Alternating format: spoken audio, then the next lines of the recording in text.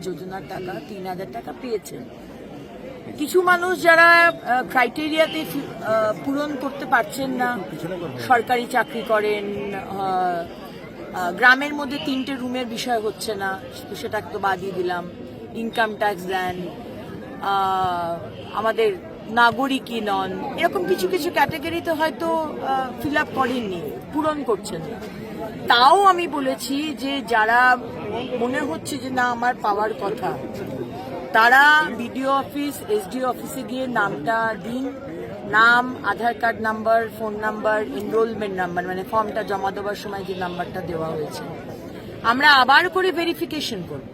কারণ দেখুন আজকে লোক কম, আজকে পঞ্চায়েত কর্পোরেশনে বেশিরভাগ লোক সব সেন্সাসের কাজে রয়েছে, আপলোড করার লোক খুব কম, আবার সেখানেও কিন্তু অনেক গন্ডগোল হচ্ছে।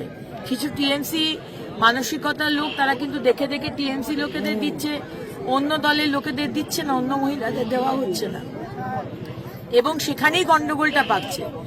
আজকে টিএমসির কেউ তার 3তলা বাড়ি গাড়ি আছে, তাকে দিয়ে দিয়েছে।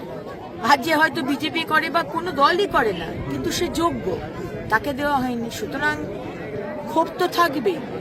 তাই একটু সময় দিন, আমরা কিন্তু দেবার জন্যই আজকে এটা আনিছি, আমরা কিন্তু মিথ্যে কথা বলিনি, অসত্য কথা বলিনি, আমরা চাই যে আমার মা বোনেরা পাক, একটু সময়। PB news.